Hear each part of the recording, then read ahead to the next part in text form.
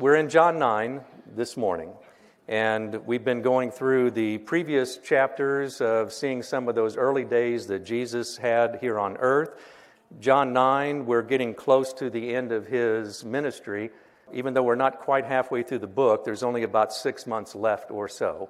And we'll see more pressure coming from the Pharisees, which we've seen a fair amount already. They're looking for him, they're asking questions, they're even saying things like they want to arrest him and kill him. So it's a very uncomfortable time right now, but there's only a few months left, and Jesus is continuing to minister to people and being out in the community and sharing with people.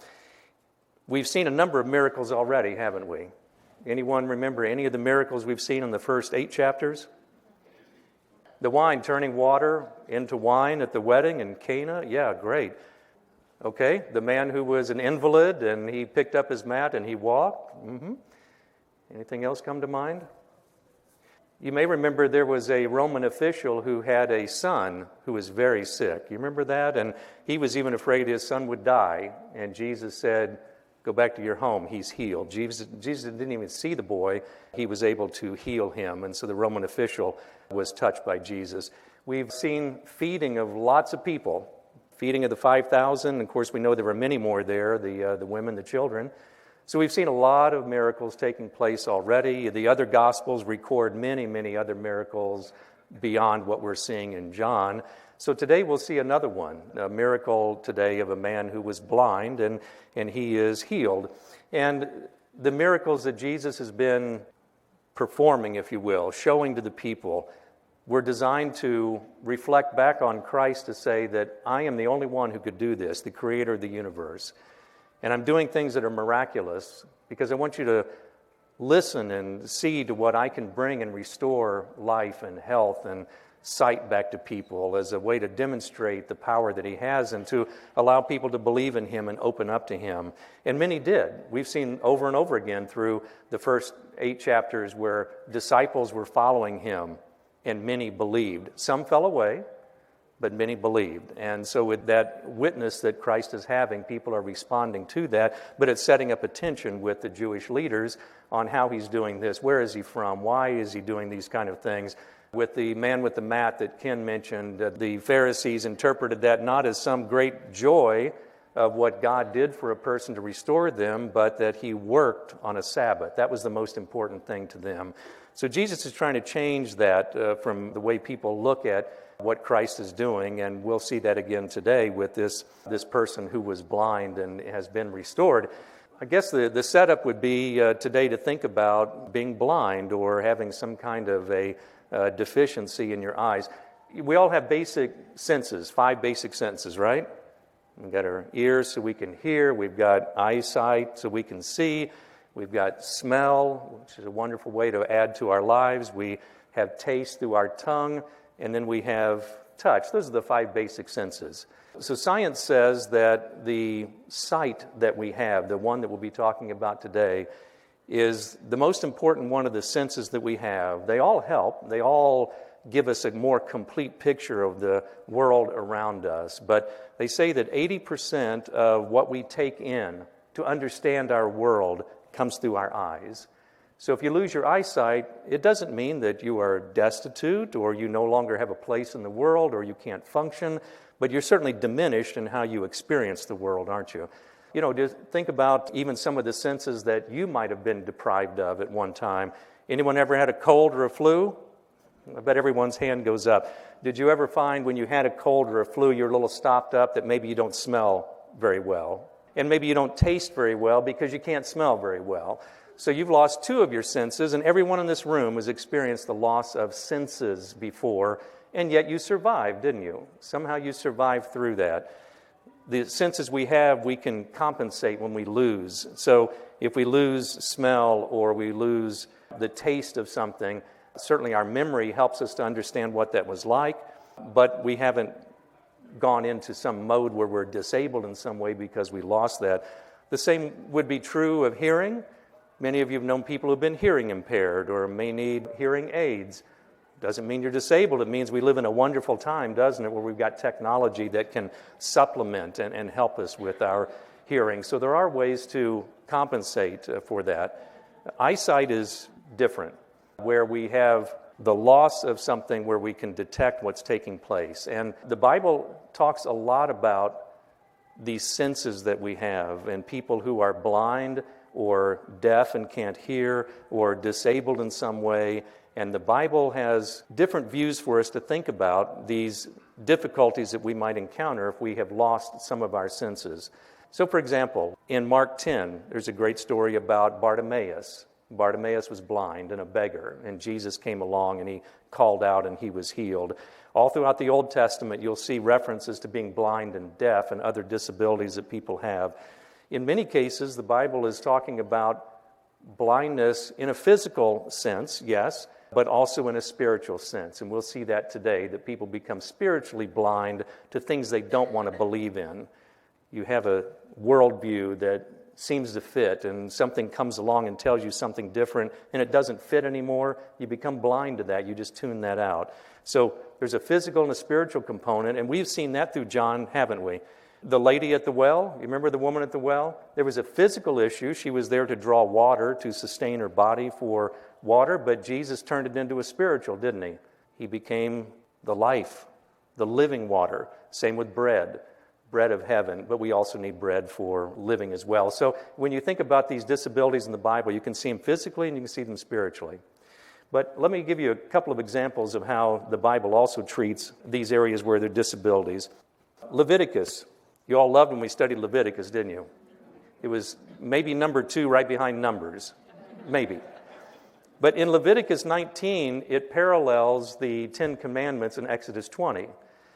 In Leviticus 19, when we studied that, you see all of the things just like the 10 Commandments. Honor your father and mother, don't lie, don't steal. But Leviticus is also about a lot of laws, so it went way beyond those 10 Commandments, and we have a lot more instruction beyond that. In Leviticus 19 and verse 14, it says, "Don't curse the deaf or put a stumbling block in front of the blind, but fear your God, I am the Lord."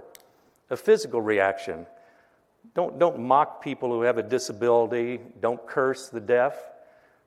Don't put a stumbling block in front of the blind to intentionally trip them or embarrass them in some way. So the Bible is really clear about how we treat people. Again, we don't lie, we don't steal, we honor father and mother, and we treat people with respect who may be different than what we are. So I love the Bible that takes a strong stance on people who have disabilities. But in older times, it wasn't always regarded that way. Mark 10, I mentioned Bartimaeus, the blind man. What was his role in life? What did he do because he was blind? He was a beggar, just marginalized off to society. And for people who were blind and couldn't see in those days, that's typically what their whole life was going to look like. Begging on the side of the road, hoping that someone would bring them something where they could survive. And God says, all of these people, whatever the disability, you can't smell, you can't hear, whatever that might be, maybe you're lame, still God's people, and those are physical deformities that are not any way impacting what's inside their soul. So I like the Bible, the way he approaches that, and we'll see Jesus talk about that as well. In Isaiah, in 35, it says, "Then will the eyes of the blind be open and the ears of the deaf unstopped." A little bit more now about the spiritual side. When the Messiah comes, which Isaiah talks a lot about the Messiah, then eyes will be open, things will be changed. The deaf will be able to hear, the blind will be able to see, but it'll be spiritual sight and spiritual seeing. So that's the kind of a quick background. And so we have a man that we'll see in chapter 9 today that also has this disability of blindness, but it's a little bit different in this version in John 9 than what we see with Bartimaeus and we see with others who are blind in the Old and New Testament, in the sense that this man has been blind from birth. Very different than being blind because of maybe some disease or some other condition that a person had and they become blind over time. What's important about blind from birth is that there was no remedy at all. I mean, eyesight was not well understood at the time. They didn't have glasses, even the basic things that we take for granted. But how would you heal somebody who has never been able to see? Right out of the womb, this person was blind. And so it sets up for us today that only Christ would be able to heal somebody like this, that it wasn't going to be through something physical thing that happened that restored sight in some way. It was only because of what Christ could do. So keep that in mind, that we have a man who is blind from birth. I asked Natalie West to talk to us for a moment. I think you know that Natalie just went through some surgery with her eyes, and that she's had difficulty with her eyes for years and years and years. And only recently she was able to get some help that she needed, and it dramatically changed. So I think you'll get a little bit of a taste of what this man might have felt who had been blind his entire life. So Natalie? Hi. As many of you know, for quite a while I've had blepharospasms, which is basically a neurological disorder. And about 10 years ago, I had to quit working because I could no longer see. And about 2.5 years ago, I had to quit driving and become totally dependent on my husband. And they called it being functionally blind. And through the BEBRF Foundation in Beaumont. For 2.5 years, I was almost ready to get a white cane and get the seeing eye dog, and God performed a miracle on me. And my doctor that I go to, Dr. Jankovic, down in the Med Center, suggested that I have surgery. And so after a year, I couldn't get it right away because they told me I had to sign off saying that I could become blind, and I already knew what it was like to be blind. And it was not fun, trust me, when you lose that sense. And when my eyes were open, I could see. But most of the time, they were closed, and it was the heaviness of the eyelids that did that. So, I had friends that would drive me around all the time, and my husband, and really relied on all of them. I went finally and had the surgery about 4 weeks ago, and God totally performed a miracle. I mean, now I'm able to drive. My eyes are wide open again. I can see everyone's beautiful faces. I can walk without hitting and bumping into people. And I'm actually going back to work, God willing, and selling real estate. And it's just, I owe it all to God and through His grace. But that's my experience. Thanks. Well, thank you, Natalie. Does that give you a taste of what maybe that man might have felt blind from birth, and the wonderful restoration of sight and the thankfulness that Natalie had is the same that we'll see from this man in our study today. So that's a great opening, and thank you, Natalie. That's not easy to get in front of a group and share your story like that, but praise to God for you and for what God has done. So let's look at our friend here in chapter 9 and what God does for this man. You'll notice that he does something a little bit different than Bartimaeus. Bartimaeus, again, was on the side of the road and he called out to Christ. What we've seen in John is that Jesus has been in the community and he's been very proactive with people. With the woman at the well, she didn't call out to a man, especially not a Jew in Samaria. Jesus approached her. When the feeding of the 5,000 took place, Jesus initiated that with the disciples so they could learn that lesson. We do have now a man who, again, does not cry out, but Jesus takes the initiative to go and approach this man. And so in verse 1 in chapter 9, he says, as he went along, this is Jesus, he saw a man blind from birth, and his disciples asked him, Rabbi, who sinned, this man or his parents, that he was born blind? So this was something that was not uncommon at the time. The Pharisees would think about some disability that a person had, and they didn't look what we would think of as normal, and they would assume that there was something that the person had done, either themselves, some sin they had committed, and this was the punishment for that, or that there was something that took place even before they were born, something the parents had done, and it was visited then upon the children. So this was not an uncommon thought at the time that there was something that had created this. It was your fault. It was your fault that did this, or some sin that you or your parents got involved in and needs to be dealt with. So I think that's a setting for already we're getting set up that even the disciples, who were Jewish men and been in the synagogue, I'm sure they had heard this taught before at some point, and they were asking Jesus about this sin. The reality is that anything that comes into our life, diseases, loss of hearing, loss of sight, infirmities that we may have. It really is the result of sin, isn't it? That we have sin in this world, and the sin that has deformed the world affects us, even to the point of death, that we will all die as a result of sin that's there. So in the bigger picture, sin really does play the critical role in the things that impact us in our life. The wonderful thing about the good news of Christ, and we'll see that in chapter 9 today, is that by believing in Christ, we have that hope and that knowledge and that belief that it will be restored one day. And as that theologian N.T. Wright always says, one day it will be set right again. That this world will be set right, that no more will we have death come into our world, no more will be deformities. It will be then ruled by Jesus Christ, and it'll be a holy place. But until that comes, we do have sin in this world, and it does cause physical deformities, but not because of something particular that we might have done or the parents might have done, and that really is the point. Think back on Job. You all have read the story of Job. You're familiar with the story of Job. What did his friends tell him? Job, what's wrong with you? What did you do to bring this upon yourself? You had everything in the world, your family, your children, land, cattle, on and on and on it goes, and now it's been taken away. Job, surely you did something. You need to fess up. You need to get it out in the open. Tell us what it is that you did. So this was a kind of a lingering thing that's been going on that seems a little foreign to us, but has been found throughout the Bible. And poor Job was also the recipient of that kind of a comment. What did you do, Job? What's wrong with you? So Jesus then sets the disciples straight. This is part of the training. Jesus has got 6 months left to go. His training time is not much longer. So he needs to continue to work with his disciples. And Jesus says, neither this man nor his parents sinned. Let's just set that straight right out of the beginning here. But this happened so that the work of God might be displayed in his life. And as long as it is day, we must do the work of him who sent me. Night is coming when no one can work. While I am in the world, I am the light of the world. A couple of important things here that Jesus is talking about. One, he's saying the night is coming.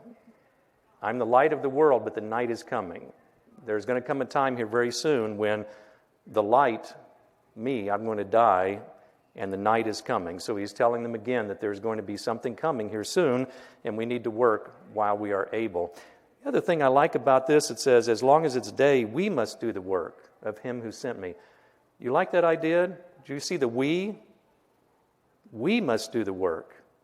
We have a role here once we become believers that we are sharing in this. Kind of one of those mysteries of the Bible, isn't it? Does Jesus need us? Does God need us? Well, and I think in this sense he does, that we are to be participants in this work along with him. That's I think a real encouragement to us is that when we become believers that we don't just sit back and watch it all happen and just wait for the end time. But Christ is telling his disciples, us, we are a part of this, and we are to work. We are to work during the day. While we are here and it is daylight, we are to be working.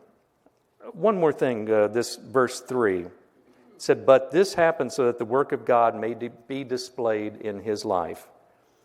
So Jesus made it very clear it has nothing to do with the man's sin or the parent's sin, right?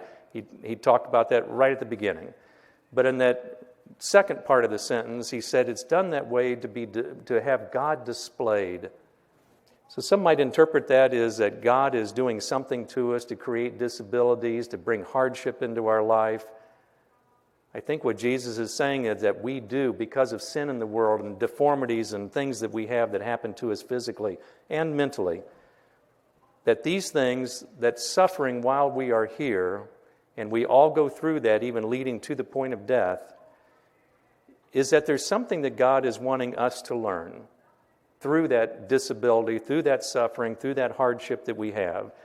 Can we still praise God for what's taking place, even though our bodies may be failing or we may be struggling mentally or depression or other things? Is there something that we can do to share that glory back to God and give him praise for that? It's a difficult thing for us in our human body, isn't it, in our human mind, to think about giving praise for something that is ailing us in some way. I think this is another one of the mysteries of the Bible, that it may not be until we see Christ that we understand, why did I have that disability or that infirmity? We may not know on this side of heaven, But there's something there that we can share. Maybe there's somebody else you meet that has a similar deformity or disability, and maybe you can share that story because you've been walking in those shoes. Could be something there. It could be just that we are to bring praise back to God for whatever takes place, because if we truly believe that everything, as Paul says in Romans, works together for good to those called according to his purpose, we may not understand it, but God is doing something in our life for us or maybe somebody else who watches us. Does that make sense? Now, that's not easy, though, is it? We get a difficult time, a loss in the family, or something else, a disease that attacks us. It's not an easy thing to say, thank you, God. And we're not saying thanks because, boy, I really love to have that problem happening. But to recognize that there's something that God is wanting to do through that event that will give worship and glory and praise back to Him. I think it's a powerful statement. And then when he says, we are working on this together, isn't that a great symbol that we have? That we're in this with Christ, that we are not alone, even though we have a deformity or we have sin in our life. We must do the work of Him who sent me. I think it's a great story. So then in verse 6, he goes on and he said, having said this, so he's encountered the man. The disciples have made a comment. Jesus has countered it. And he said, having said this, he spit on the ground, made some mud with the saliva, put it on the man's eyes. Go, wash in the pool of Siloam. So the man went and washed and came home seeing. Well, that seems simple, didn't it? Put some mud together, put it on his eyes, and send him off to the pool of Siloam. We saw the pool of Siloam back in chapter 7. You'll remember then the Feast of the Tabernacles, that one of the things they did on the last day of the feast was to come to the altar and pour water over the altar to symbolize God's provision for the people back in the desert. In the desert, you need water. Jesus has said He is the living water. And so He was showing that as He poured the water over that, and they went to the pool of Siloam to get that water. Now we see the pool again, and the pool, even the water itself, does not necessarily have healing property, but it was a recognition of God's provision for the people. I also like this idea of this mud that He created out of dirt, created mud, put it on the man's eyes, and then he had to go and act on that. I mean, if he had not gotten up, if he had said, oh, come on, putting mud on my eyes, are you serious? I'm not going to get up and embarrass myself and go to that pool. I don't think he would have been healed, would he? I think he had to take an action at that point as part of his belief in what was taking place. But do you get a sense from the dirt, the mud, if you will, what in Genesis, back in chapter 2, were we created from? Came out of the dirt, didn't we? So here you have the creator of the universe, the creator of men, women, and all that you see, being able to create out of the dust. And He's taking that dust again and He's saying, you've been blind from birth. In other words, there is nobody or nothing that's going to be able to heal you or correct your vision but the creator of the universe.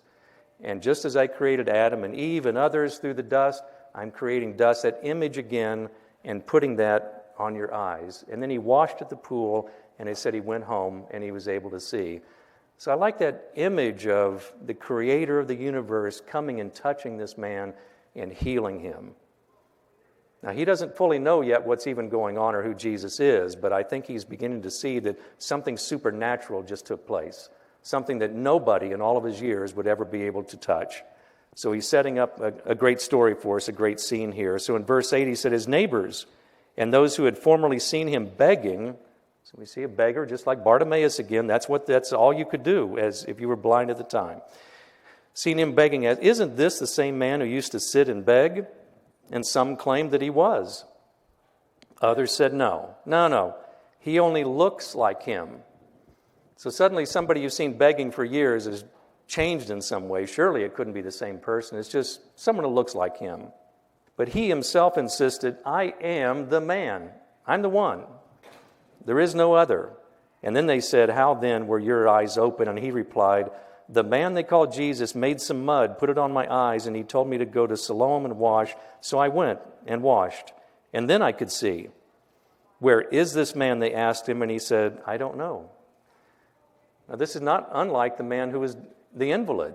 Remember, Jesus encountered him, was able to walk, went and presented himself to the Jewish authorities, and they said, well, who was this man? I don't know. I have no idea. Where is he? I don't know. He was gone. And so we see that again. Where is this man? I don't know, he said. And in 13, they brought to the Pharisees the man who had been blind. And now the day on which Jesus had made the mud and opened the man's eyes was a Sabbath. Oh boy. What day was it when the man who was the invalid was healed? Sabbath. You see a pattern here? Jesus is very clearly trying to show the Pharisees that, yes, your laws and your rabbis down through the years have made all of these rules about what you can do, when you can work, and so on. And the Sabbath was a day that you were not supposed to work at all. And so for Jesus, he made multiple mistakes here in their eyes. That he created mud from water and dirt. Well, that's work. And then he took that mud and he smeared it on the person's eyes. Well, that's work. And then the man had to go and wash at the pool of Siloam. That's work. 3 strikes. One strike, you're out with Jesus. 3 strikes, you're definitely out. And the Pharisees were having none of it. But work, that was what was important to them. It wasn't that this man who had been blind from birth can see and they were jumping up and down excited. No, you were working, and we can't have that. And so now the Pharisees want to know who this man was who's creating this work on a Sabbath. And so the Pharisees asked the man who was blind how he had received his sight, and he said, he put mud on my eyes and I washed. Now I see. He had no other explanation for it. That was it. And the Pharisees said, this man is not from God, for he does not keep the Sabbath. So we heard the same thing with the man who was the invalid, that he cannot be the Son of Man. He cannot be the Messiah. He cannot be Christ, because if he was, he would have known our laws and our rules that we've created down through the years, and you cannot do work. So he violated that, so therefore he cannot be that person. There must be another explanation. Others ask, well, if he is not the Christ, if he is not a holy man, then he must be a sinner. So they said, well, okay, so how can a sinner do miraculous signs like this? Who is this man? And so they were divided. Some said, must have been Christ. Others said, no, it must not. And finally they turned again to the blind man, and what have you to say about him? It was your eyes he opened. And the man replied, he's a prophet. One thing I've noticed through John is that Jesus brings people along slowly at their pace. You remember the woman at the well? Just an encounter. Jesus talked to the woman, had a short conversation, then the conversation was a little bit longer, asking her, why is she here? Here to get water. Talked a little bit more about her family life and her husband. Where's your husband? Continued to bring her along. And as she was brought along, then she became a believer, didn't she? Even to the point of running into town and telling people. But it didn't happen just with a snap of a finger. It was a little bit at a time to get people familiar and comfortable with what the conversation was about. So in this one, we see back in verse 11, the man they called Jesus. That's what the formerly blind man said. Just a man. I don't know who he was. He was a man, and they call him Jesus. Now, the man replied, well, he's a prophet. So we've had, obviously, a change now, haven't we? Someone who was a man, who just was a good person called Jesus, but now his sight is restored. The Pharisees are challenging him, and he's recognizing there's something more here than just a man. And he said, he's a prophet. The Jews still did not believe that he had been blind and received his sight until they sent for the man's parents.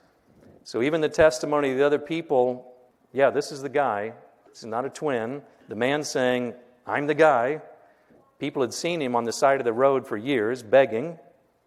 And they said, that's not good enough. Let's get the man's parents in here. And they said, is this your son, in 19? Is this the one you say was born blind? You're making up a story now. You just say that. How is it that now he can see? And they said, we know he is our son, the parents answered. And we know that he was born blind. But how he can see now, or who opened his eyes, we don't know. Ask him.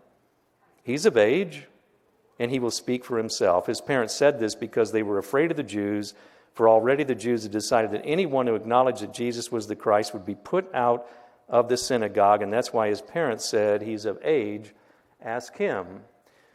So the Jews apparently had some kind of mechanism inside the temple and the synagogue to remove people from that fellowship.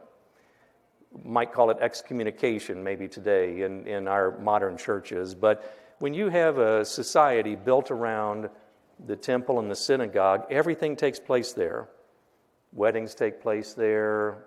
Your religious ceremonies take place there. Community comes together as a group and worships together. It would have been serious business, wouldn't it, to say that you're going to be cast out, you're going to be excommunicated. No longer are you welcome here in this building, in this house of worship. You need to go because you are polluting other people as long as you stay here, and you need to get out. It is serious business, isn't it? So I'm sure the parents were thinking, well, we had nothing to do with this. We didn't cause his blindness. We didn't cause him to see. I don't know what's going on. All I know is our son came home and he can see. Miraculous. And now for that, we're going to be kicked out of the community and no longer have a relationship with people. So I think they were a little concerned about what they were hearing here, and so they pushed it off on their son. So in 24, he says, a second time they summoned the man who had been blind. Give glory to God, they said. We know this man is a sinner.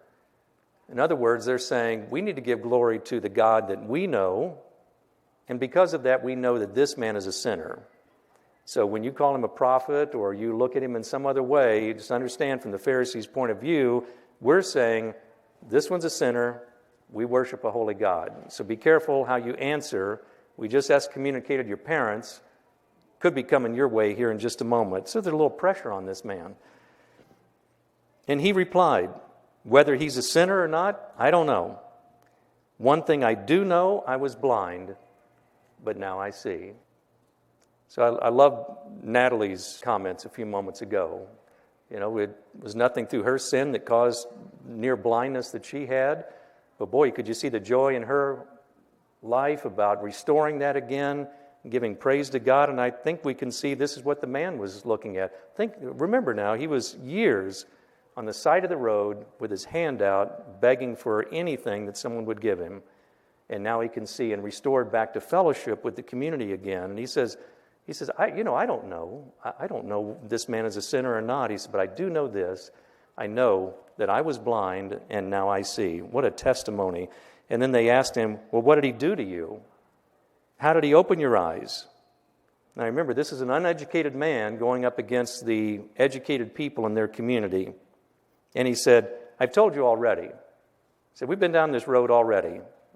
Obviously, you're not listening. So you think I had a disability with sight? I think you got a disability with your hearing. One of your senses is out because I already told you what it was. You're not believing it, and now you want me to say it again. Maybe it's like a good attorney, Bill. I'm not sure. Maybe they're trying to ask the same question again to see if they get the same answer. I think that may be a common ploy here. Maybe he's going to change his story. We just excommunicated his parents. They're gone. They're thrown out of the community. He said it a minute ago. Circumstances have changed. Maybe he'll change his story. Let's see. All right, fella, tell us again. How did this happen? And so he says, why do you want to hear it again? Do you want to become his disciples too? Wow. Can you imagine if you're the Pharisees hearing that? You want to hear it? Such a great story. You want me to tell it again? And like Natalie, get a big smile on my face and tears of joy coming down. And you want to see that again because you're excited? I think it may have been facetious. I think it was. But it does put them in their place, doesn't it? Man, you want to hear it so much that you're going to become a disciple too. But look what happened. Back in 11, it was a man they called Jesus. I don't know who he was. 17, he's a prophet. He's beginning to understand something else is happening. Now we're in 27. Do you want to become his disciples too? What's that suggest? He's a believer, isn't he?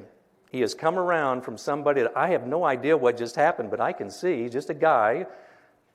But then he thinks about that it couldn't have been just a guy. No guy could have done this. No man, no woman could have done something like this.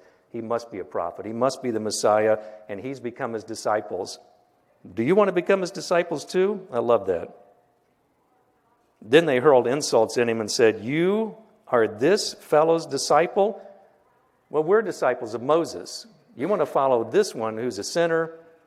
That's up to you, but we're following Moses. We've seen this line of attack before. We know that God spoke to Moses, but as for this fellow, we don't even know where he comes from. So they're back on that again. We've seen that in the previous chapters of the Feast of the Tabernacles where they continue to challenge, where are you from? Of course, he said, I'm the bread of heaven. I'm the Son of Man.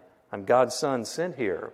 And they, of course, didn't want to listen to that, but they're still on that. And the man answered, now that is remarkable. I love the way John writes this.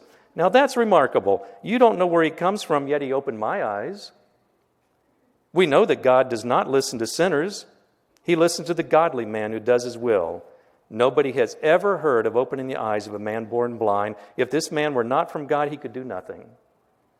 He could do nothing. So I like the way he counters this when he says God does not listen to sinners. Because back in 16, when the Pharisees were challenging him about this man is not from God, and others ask, how can a sinner do such miraculous signs? So if Jesus was this sinner because he worked on the Sabbath and he would have known better, the man now says, we know that God doesn't listen to sinners. So you may think he's a sinner. My eyes have been opened. This man's a prophet. I'm his disciples. And God doesn't listen to sinners, so God must be talking to this man. He must not be a sinner. He listens to the godly man, this prophet. Nobody has ever heard of opening the eyes. If this man were not from God, he could do nothing. And to this they replied, you were steeped in sin at birth. We're back on this again, aren't we?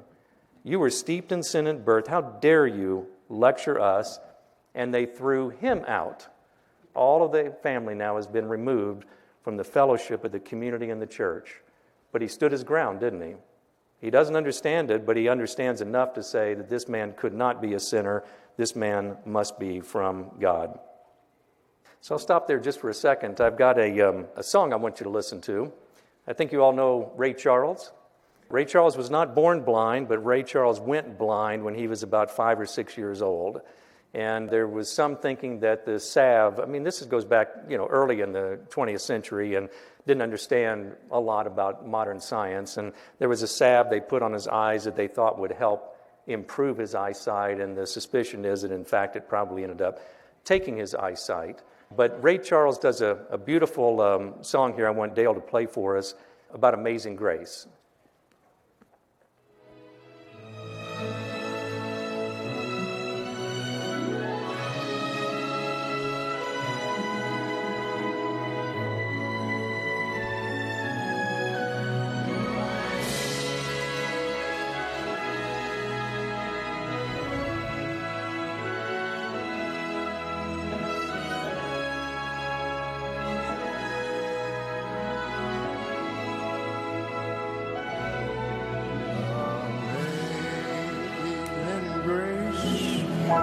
How sweet the sound that saved a wretch like me. I once was lost, but now I'm found. I was blind, but now I see.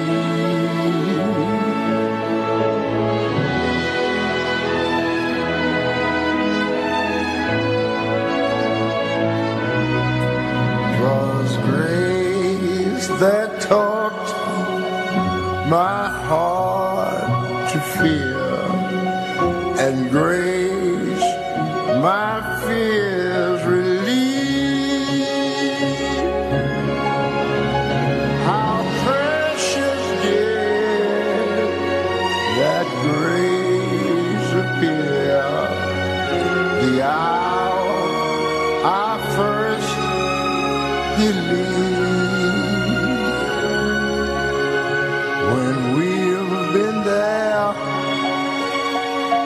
10,000 years, bright shining as the sun,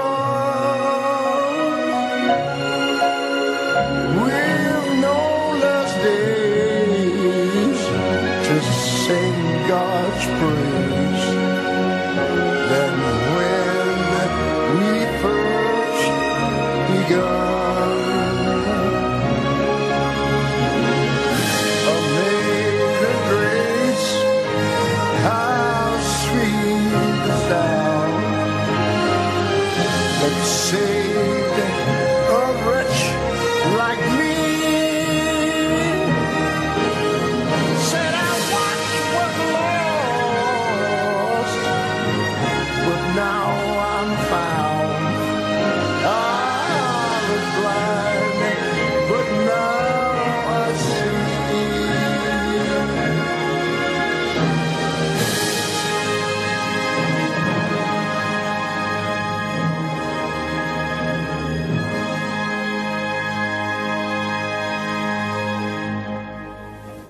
I think that song, while it's powerful, of course, means an awful lot. Someone like Ray Charles singing, a man who was blind most of his life, and now he can see.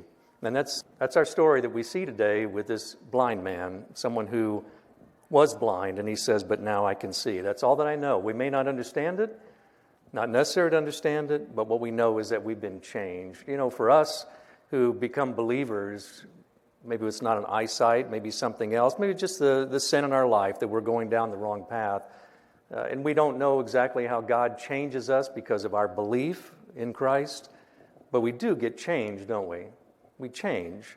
We change in the way that we look at people, that we change in the way that we help others, we change in the way that we support our neighbors, our church, our community, and that becomes something in our lives that we look people at differently as Christ looks at them as well. And that leads us then to the last part of our chapter, because we do change not only from the physical, but to the spiritual in the way we look at things that are taking place. J.D.? When Jimmy was born and we found out that he was autistic, I never had heard of autism. We had no idea what it was. The Dallas Medical Center was where he went, and thank God they had a great doctor there that he just told us how it was going to be, and it really hurt me. But at that time, people thought it was environmental. That is something that the parents had done or had not done if the child's like that. I mean, good, decent church people thought this. I mean, our friends were saying this behind our back, you know. Now, I don't, people just didn't know, and maybe had it been on the other side, I'd have been like that too. Back then they had written a book, Dibs in Search of Himself, and it told about a little boy that was having problems. I guess he was like autistic, and his parents were not loving and they were not caring to him, and then he got where he was loved and cared for, and he was okay. Well, that can happen. That's true. But at the time, they thought that this was the cause for everybody. And you can imagine how Cheryl felt. It was bad enough for me, but for a mother to feel responsible for a child being like that. But, I wouldn't wish that on any, it's gotten better now. People know better now, and that's good. That's great. And this church I think they have one of the best ministers I've ever seen for special needs, and I've been around dealing with this a long time. Jim is 50 years old. I wouldn't wish this on anybody to have a child with anything wrong with him or nothing, but what you said in that Bible is true. If you just take what you have and you just love what you have and just do what you're supposed to do and just do the best you can do, it becomes a blessing to you. I am a far better man than I ever would have been if it had not been for Jimmy. And he continues to help me grow and do a good job with his dad.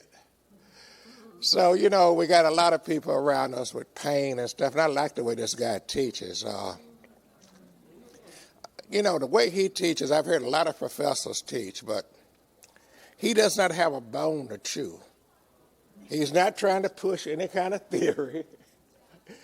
He's just putting it out there for you to see it and for yourself to decide about it. And that is what makes it so powerful. That's the reason I had to stand up and talk, because you touched me the way you were presenting the story. J.D., I appreciate that. Natalie, thank you for your story as well. Well, it's a great ending to that. I'll just read the last part and then we'll close here. Is that Jesus heard that they had thrown him out. So now the parents are excommunicated. The man who was blind is now out, and they no longer have a part in the community. And I like what the next part that John writes this. He said, Jesus heard that they had been thrown out. And what did he do? He just walked down the road and say, good luck. And he didn't. He said he found him. He went and searched for him. This man had been excommunicated from the community, not just from the synagogue, and Jesus wanted to find him, restore him again. And he said to the man, do you believe in the Son of Man? He was a man. He was a prophet, disciple, and now he's asking him directly, do you believe in the Son of Man? And this blind man is not familiar with the term. The Pharisees would have been the term in the Old Testament for the Messiah, but he's not familiar with this. And the man who was blind says, who is he, sir? The man asked, tell me, so that I may believe in him. And Jesus said, you have now seen him. Boy, that comes home, because now his sight is restored. It's no longer just hearing about something, but all of your senses are now engaged. You've seen him. In fact, he's the one speaking with you. You can hear him too. And the man said, Lord, I believe, and he worshiped him. Can you see this transition the man has taken? From just a man, just somebody that came along, and now he believes and he worshiped. And Jesus said, for judgment I have come into this world, so that the blind will see, and those who see will become blind. And some Pharisees were with him, heard him say this, and asked, what? Are we blind too? And Jesus said, if you were blind, you would not be guilty of sin, but now that you claim you can see, your guilt remains. And so this division we saw earlier in the chapter, some said, yes, it was the Christ that did that, and others said, no, it couldn't have been. So we see some division there. And Jesus is concluding this by saying that when he enters your life, there's a division that's created as well, because you have a choice. You stay with what you have in the sin that you're in. You can get along in your life, okay, you don't need anybody else, or you can take a different path and you can see that you do need help and that sin has corrupted and ruined your life, and you need salvation to be restored the way God originally intended you to be, and to bring you back in fellowship with Christ, which is what he desires for us. And so he's telling the Pharisees, you too have a choice right now. And I'm here to create this same division, but you have a choice right now. You can be blind and pretend that I'm not here, and you can live in your laws, and you can stay with working on the Sabbath if that's what you want to hold on to. Or you can respond like the blind man did, not fully understanding what took place, but understanding that the creator of the universe was there in front of them and could make that choice. So he presented that choice to them as well, the same choice that all of us have. And it depends on how we respond. The blind man responded positively, didn't he? Man, to prophet, to disciple, and now he believes and is worshiping the holy God.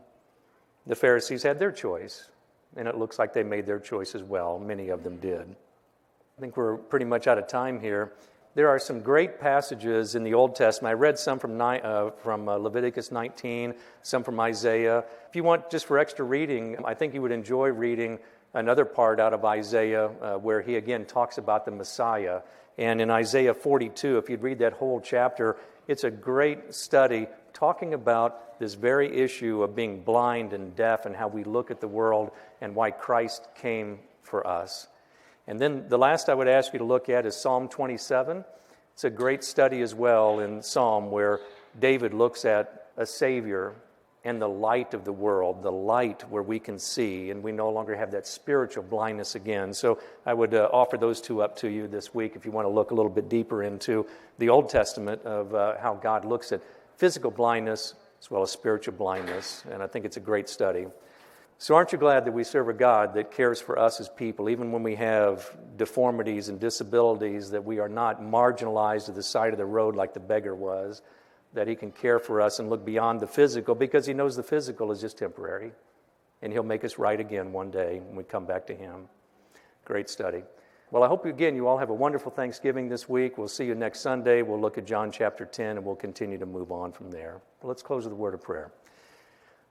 Father, we thank you for this wonderful study today with this man who is blind but now can see. And Father, we thank you for coming because we too were blind in our sin, and now we can see. And we thank you for the sacrifice you made to come and restore us back to you. We thank you that you say that we are a part of this with you, and we join in with you, Father, and give you worship just like this man did so many years ago. So this week, as we think about Thanksgiving, what a wonderful time to give thanks back to you, Father, for this church, this family, these friends that we have, and most especially the salvation that your Son has brought. And we thank you for that, and we ask it in your name. Amen.